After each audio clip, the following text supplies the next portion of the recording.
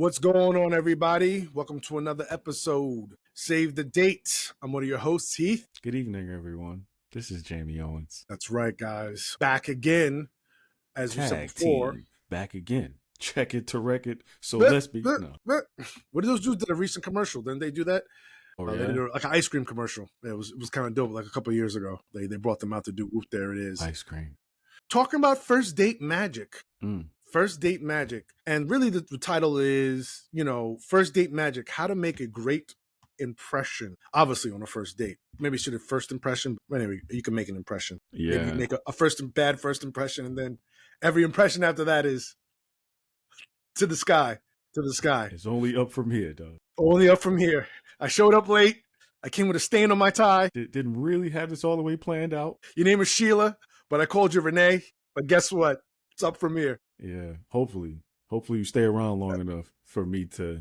I gotta try and save this. So here's the thing, guys. In the age of Riz culture, in the age of, jaded, I can't stand going on dates. I don't trust anyone on dates. I don't trust anyone, period. I feel like this is a throwback episode, not because it's a throwback episode for us, but it's a throwback to a culture that is no longer as thriving as it once was. I mean, you talk about dating scenes from the 50s, the 60s, the 70s, the 80s, rom-coms in the 90s, even the aughts, were all about how to wow somebody on your first date. And there was really a lot of tips, advice, go-to articles back when people used to read paper magazines, and they're back to doing that now, but there was a minute it looked like they were on the ropes. That was really about how do you bring yourself and bring your best self forward. Jerry Seinfeld would remark that all date first dates are just interviews, job interviews in a more of an intimate setting. And while that's true, I also think that there are some things you can do to really show someone, A, that you're here to respect their dignity and keep them safe, but B, that you're there to create an opportunity to mutually learn. You learn about them, they learn about you, and of course, you learn about yourself.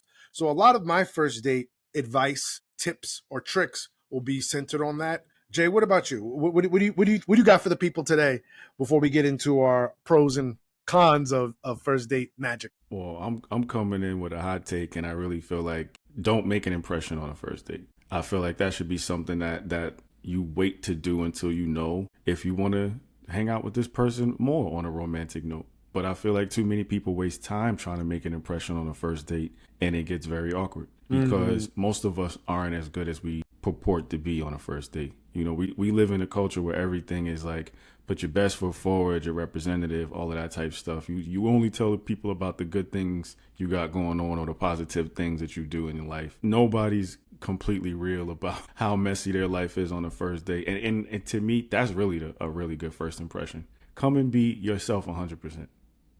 That's going to make an impression with me. And not to say that I could tell and analyze when somebody's not being genuine or sincere, but sometimes you could just feel that. You could just feel how somebody's trying to impress you or make an impression. And it's like, yo, you don't have to do all of that. I chose to be around you and spend time with you because I want to be. You didn't do anything to make me. So it's like, you don't have to do anything to make me stay. Now, obviously, I don't want to be bored. You don't want to be bored. We got to have something to talk about. But minus having, 10 strong talking points or topics that you could talk about at any given time on a date, I think to me, it makes more of a lasting impression for people to just see your genuine and authentic self. That also doesn't mean, in your case, that you also just vomit out everything you're thinking and just like, oh, by the way, here's my life story either. Yeah, no, that just means make honest mistakes. So if you do have diarrhea of the mouth, be aware enough to be like, yo, I know that might be TMI, but you know what I mean? Like make honest mistakes because that's what real people do. They don't come and have everything together and they don't have every minute or portion of the date planned out. Even though, yeah, I mean, it makes a great showing. It shows some utility that you can plan everything out and have everything thought of and anticipated and all that. But that's the average, since you like tried and true methods. That's not the average person. The average person doesn't have it together like that. Well, that's a good segue to my first point, which is plan a date. I think that being planful shows you're being mindful and thoughtful about what you want to do and the experience you want to curate with that person. I think that planning really provides a lot of oversight. It provides a person an opportunity to be aware of where they're going to be, to alert others of where they're going to be, especially in this day and age of consent and safety culture, which is an important part of a date. And I also think planning communicates to the person that you're really making a concerted effort, a strong effort to connect with them by sharing experiences you think that would A, make you both feel safe, comfortable, and fun, but B, that'll give you that time to really get to know each other and have some of those honest mistakes. You know, you almost trip when you go up the steps, or, you know, you open up your napkin at a restaurant and the knives and the fork fall out. You know, these little kind of weird, sometimes off the cuff instances that happen when you're on a date. You know, you go to eat the ice cream cone falls down, or you go to, you know, eat your food and you have ice cream, you know, if you have cream on your nose at dessert. These are just kind of cool things that just happen on first dates. And so I agree with you. I don't think you have to be perfect so that you don't seem silly or you don't seem well put together. But, you know, I do think that being planful helps you on a first date in order to make an impression, or to show the person at least that the time you have together matters. Yeah, I was thinking about how we were going to spend time and what it was going to be like. Yeah, and I mean, Mm-hmm. I totally agree. I just think doing it for the sake of making an impression is where it gets lost. Oh yeah, like, If you're thoughtful and planful, be thoughtful and planful. If you're doing that just to make an impression, because to me, I feel like it's a bait and switch. Because yeah, if you're not thoughtful and planful, I'm doing this to make an impression. But once I make the impression, am I still thoughtful and planful? yeah, So it's that because type of yeah, thing. it's like me and you've talked about people on social media who, well, 50 is good as a troll and so is good as a troll, so I'm gonna be a troll. But that's not your personality. When that well runs dry, or that engine runs out of fuel, and you don't want to be a troll anymore, well, now it's just become that much more difficult, because now you got beef in the streets, people hate you online, and now that's impacting you emotionally, because you were never built for troll behavior. You don't have the armor that a normal troll has to withstand the arrows that come back Back at you. once you put out troll behavior and troll comments into the atmosphere, or the ether, or the convosphere, like conversation sphere. So now you can't sustain it. So that part I understand, where if you're not thoughtful and planful, but you're maybe quirky and playful, then put a date together that's quirky and Yep. playful. Bring that energy to Yeah, the yeah, date. that I understand. And your plan can be quirky and playful as well. It doesn't have to be, oh well, at 5:15 we'll be here, at 8:15 we'll be there. That, yeah, there are some people who are type A like that, but that's not you. But tell someone where they're going to be. Tell them what they have to show up wearing. If you're going to do dancing, if you're going to do ice skating, if you're going to do ice cream tasting, or you're going to do a cooking class together, you can still be quirky and playful. But I do think you need to telegraph where someone's going to be, what someone's going to do, especially in this day and age where you're not meeting in person typically. You're meeting online, and this may be the first time someone's seeing you in person, which we have our little comments about that. Your first time meeting someone should not be a date. It should Yeah, be a should just be meetup a to meetup. determine if you want to go on a date. Because again, once you see someone in person, you have to determine whether this is actually a healthy relationship or a healthy dynamic that you want to pursue further into dating. And I think that's also just important for safety. I'll be honest with you, there's too many stories that abound of individuals getting together, and you see it online. People will say, so-and-so's being cheap. So-and-so doesn't wants to waste my time. You know, I think it's safe for both parties involved to have a meetup, especially when you've just been talking online, to see what the vibe is in person, because that person may not be as And well and intentioned as they were as a writer to yeah, be that I was happen. gonna say, and the online vibe is very different from the person Mm-hmm. in person Yeah, vibe. Like yeah, online, like we talked about in other episodes, a lot of dudes are great writers. of course. And I've they heard or men people or just excel. they Yeah, know how to spin a story, they know how to put to a persona together and make you think, you know, they're the best thing since sliced bread. And then when you meet them, they don't talk as much, or mm-hmm. they're not able to turn a phrase as they did when it, because they, some people think in terms of writing. Of course, I of think that course. way. Sometimes I don't speak as articulately when I speak verbally because I'm more of a writer. So I know some people who are like that. But if you can't do that in person, don't build that up or try to flex that muscle online. And then, you know, you see them and it's just like, you don't know what to say. I don't really have. Yeah. And that's why the meetup helps, because if you're on a date, and then I'll be honest with you, people have anxiety attacks. People can discombobulate mentally and emotionally on a Super date. real, And super real. You have to know that this is somebody you can trust to be in a public environment, and something go wrong and it won't become off kilter. You won't just be off centered and off your equilibrium. You got to be safe out there, guys. Especially, again, I keep saying this age of consent and safety is super important, because a lot of how we used to meet each other in the aughts and before that in the 90s and the 80s was through friendships, networks. You would have seen somebody move in person a couple of times before you asked them out. Yeah. Or at least even if you were at a bar or a bar lounge, a house party, you would see how they move a little bit. You're not even getting that now, guys. And people are Or creating somebody could vouch for him. personas. Somebody could vouch Yeah, for him that you know. It's in your yeah, circle. Yeah. yeah. People are creating personas online, whole avatars, and then you get in that in front of that person, and it's not what you think. You say something wrong, and they shitting me, and they're doing all that kind of weird ass. Oh, what the fuck? So again, a stutter step before dating is a meetup. Go into a date. My thing is be planful. What's yours, man? In terms of being planful, I would say try to make it collaborative. Don't jump out the window trying to plan everything. I think this is a great way to know if somebody is as interested in you as you are in them, how much effort they're willing to bring to the planning. Mm-hmm, mm-hmm. Yeah, I like that. And it's like, yo, if their approach and their attitude is, well, you got to put everything together. I just got to walk in and bring my presence. Like, what you're going to have to continue doing. That's just the tip of the iceberg. And that's what your relationship, your life is going to be with them. I've heard people talking about this when they're talking to people, and they're leading the conversation every time they have a conversation, or they're the ones calling every time to initiate a conversation. I don't get that. And to me, that's just a signal you really don't want to vibe with me. I get in the beginning, you have certain check boxes you're trying to check. I'm totally for that. You don't know me. I don't know you. But if we've been talking for at least close to a month now, a month and a half, and every time the conversation is even that may be too long, but the conversation is always one-sided, that doesn't make any sense to me.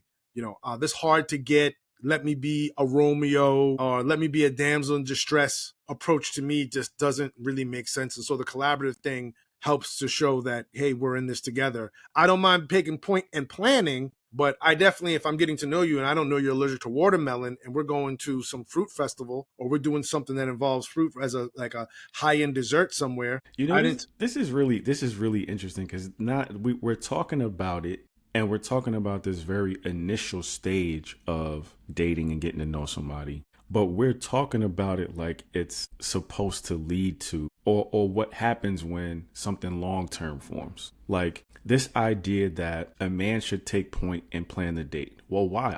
If we're just getting to know each other and really should really just be trying to be friends initially, why do I need to prove the kind of utility that a man would prove if y'all were in a romantic relationship? You know what I mean? It's like, if I'm just getting to know you from jump, and we really should just be trying to authentically, genuinely get to know each other, not for for a specific reason, for it to move somewhere. Why do I need to show this kind of utility? Why do I need to show up and be X and check these boxes? And why would I expect this of someone else that I'm genuinely just trying to get to know? Well, again, I think you've talked about this on the podcast before, and we used to have LGLS, and even Save the Date, I think we've touched on it. I think there are different models and approaches to forming bonds and connecting with someone.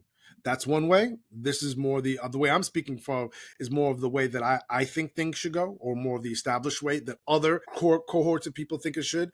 Other people may think differently. And I think that you have to figure out, based on if you've been conversing with this person online, and I say online because that's pretty prevalent in majority culture right now, if that's which way you're going to go. Is someone saying that they expect a leader, or are you gathering that? Are you reading the tea leaves of the conversation, so to speak, and you realize this is the role you may have to play, or this is the person that you are and you know yourself and this is what you're going to do? Or are you going to be more collaborative and say, hey, let's be friends first, go from friendship, getting to know each other, then friendship, then dating, and then more established stuff? I think that's up to you. I think there's different ways to approach this. You have to figure out A, who you are, what you're looking to do, and what you're willing to accept, and then B, who that person is and what they're willing to accept. And there's myriad of ways from this continuum of finding a match through an online app to meeting up in person where you can sniff that out and surface that. That'll be up to you. Yeah. It just made me think about how a lot of us come into this situation pushing it, forcing it in that direction because we may have an attraction to somebody or some chemistry. And the more we talked about it over the weeks, we keep talking about this time element of building. And it seems like the dating process is fast tracked nowadays. It's like this whole element of time. Ain't nobody got time for that. Ain't nobody got time to wait and see if we can genuinely be friends and hang around each other before. Like the idea of actually slow roasting, baking this thing is.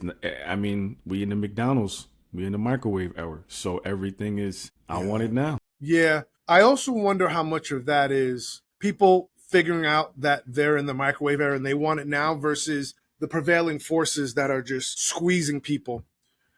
I'll give you an example of what I'm talking about. There was a study done that says that women nowadays who work full time spend more time with their children than stay at home moms in the 1970s. So the culture of parenting is different. It's more helicopter, more involved. It's no longer, all right, you leave at 9, come home at 9 when the street lights come on in the summer, because you can literally have that happen in the summer. It's more, I got to be here. I got to drop you off. I have to hold your hand. I have to be there. And I think a lot of that's happened with dating, where we have been put into pressure cookers in order to get things done, because we are so consumed now by work. We're so consumed by our to-do lists. We're so consumed with our hobbies, our extracurriculars, but really what we're supposed to be doing, because now a lot of professionals are busy, very busy. Work doesn't go 9 to 5. It goes 9 to 7, 9 to 8 in some cases.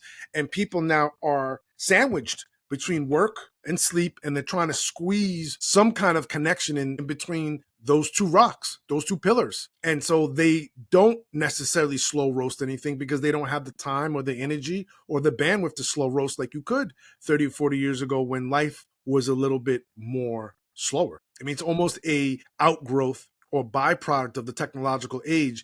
As much as technology was supposed to make us have more free time because it was giving us all these efficiencies, when we got those efficiencies, we replaced it with more work and more work and more work. We gained, and then we made more work and more busyness, and we got busier and we got busier. So we never really fully rested into the time opportunities technology gave us. We just took those time opportunities to become more busy. Yeah. And I think that's impacting modern dating in its own way as well. Oh yeah, for sure. I mean, the mindset of the average person is, like you said, they focused on work. They focused on a bag. So even when trying to pair, even when you're pairing with somebody, they gotta have the same mindset. If they not out here trying to get it, if they not ambitious, if they not trying to make a healthy 6 figures like I am, because I mean, that rhetoric, that talk is, my God, 6 figures, 200 this, 100K, and I'm just like, wow. I see it from both sides. Yeah. I see it from both sides. Men doing it to themselves, women doing it to themselves, and then doing it to each other.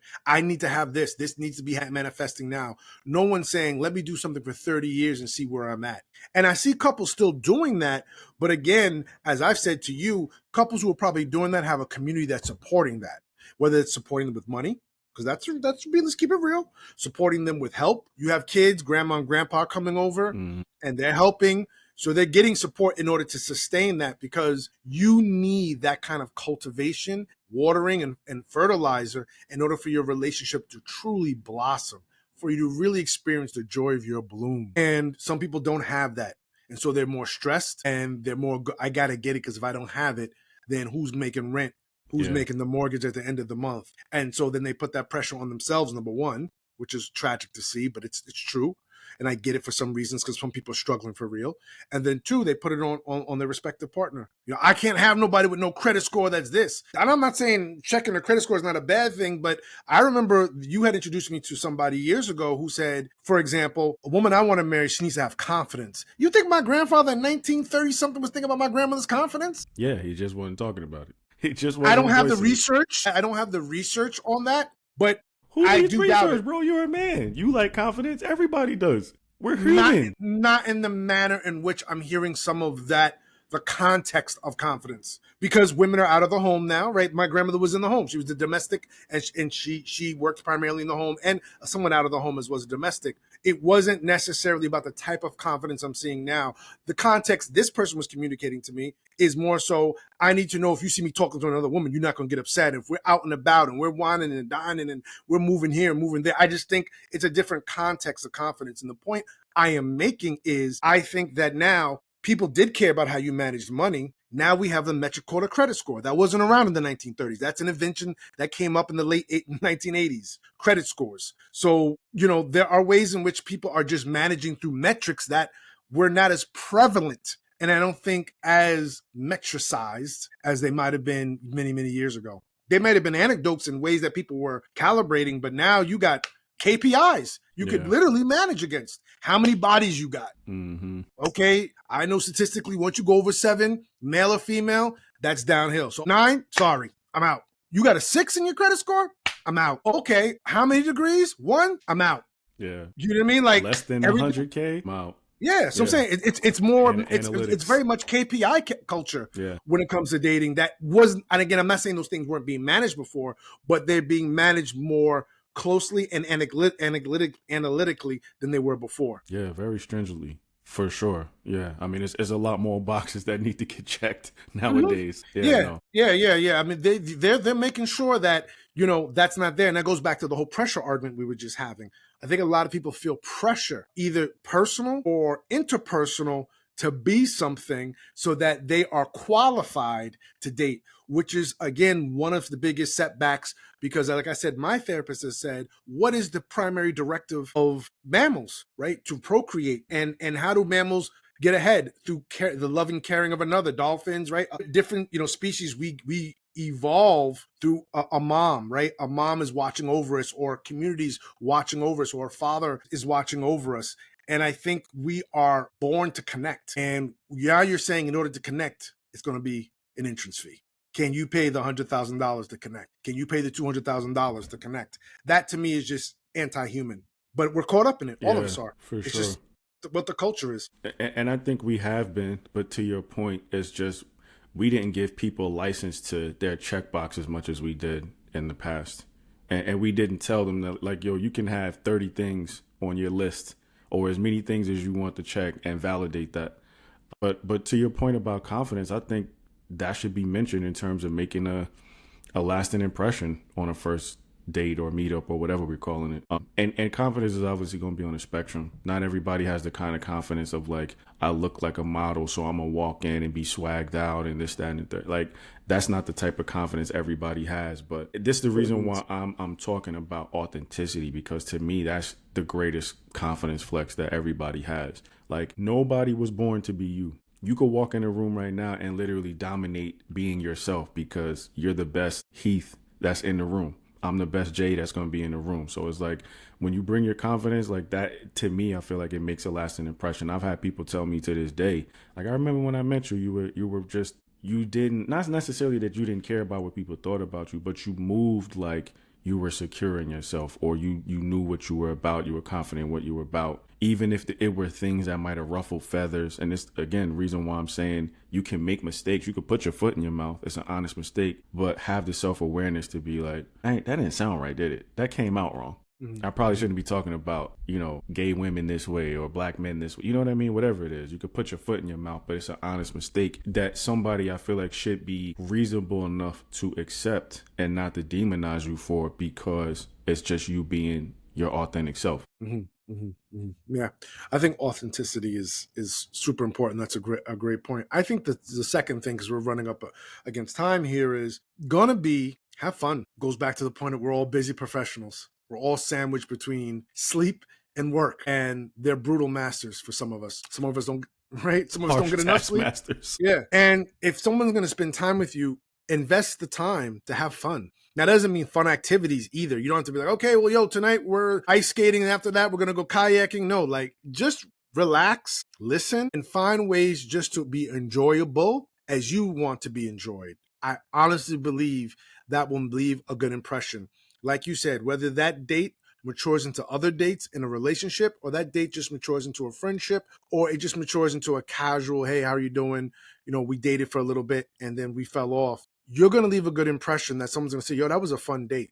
Or, that was a fun time together. We had a good time. And trust me, in this day and age, people need good times. And if you can provide that, you will get a second date and a third and a fourth and it a fifth. increases the probability. It definitely does. Yeah, for sure. For sure. So for me, my two key parts of planning a great first date is going to be planning, right? And be enjoyable. Yeah, and I would double down on the plan and just don't do it to make an impression, and come with your best authenticity and your best self. Yeah. Genuinely, sincerely.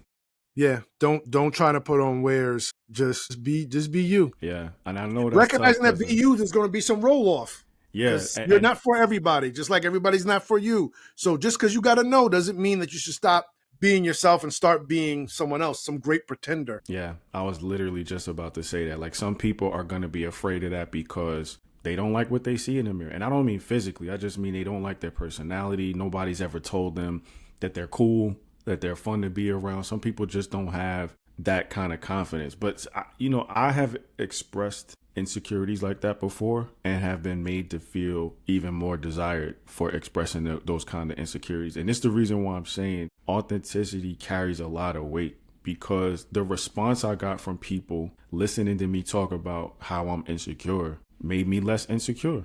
They were like, okay, I get it. You don't have this. You feel like, that's not as big as maybe in what everybody thinks it should be, or you don't have that kind of bank account that everybody thinks you should have, or you're not as tall as this, that. Okay, you got insecurities, but here are some of mine. And it ended up being a conversation. I felt less and less insecure. And what I'm saying is it created an environment for more sharing, for a deeper connection. Just on some bonding, getting to know another person. Yeah, yeah, for sure. Humanizing someone. So yeah. Yeah. So with that being said, always guys, thanks for listening. Check us out at Save the Date Now on Instagram and TikTok. And until next time, I'm Heath. I'm Jamie, y'all. Get out there and go on some dates. Yeah, and be yourself. And have fun. And plan. And be authentic. Well, you said be yourself. So yeah. Yeah, it's all good. All right, y'all. Peace. Peace.